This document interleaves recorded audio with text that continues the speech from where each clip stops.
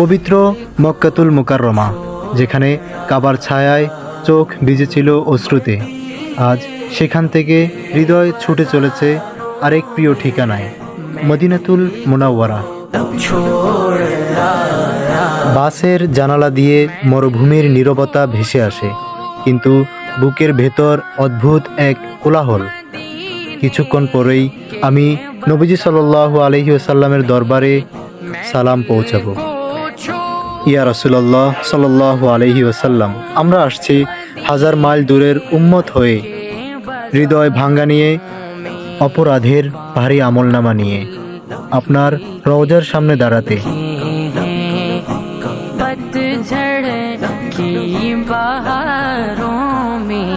হৃদয় আর নিজেকে সামলাতে পারলাম না, বুক কেঁপে উঠল থরথর করে।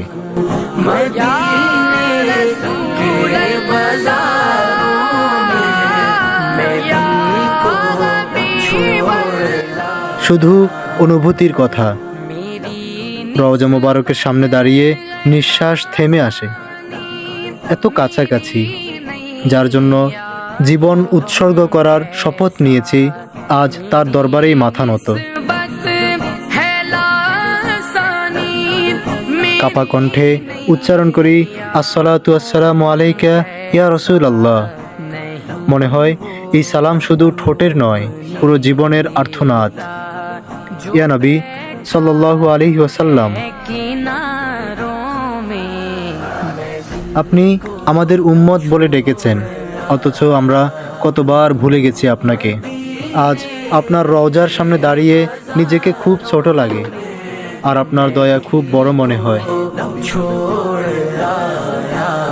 হে আল্লাহ, অবশেষে আপনার দরবারে আমার আকুল ফরিয়াদ। আপনি আমার এই সালামের সাক্ষী রাখুন, এই মাটিকে, এই আকাশকে, আর কবুল করে নিন নবীজি সাল্লাল্লাহু আলাইহি ওয়াসাল্লামের দরবারে দাঁড়িয়ে ঝরা এই অশ্রুসিক্ত নয়ন।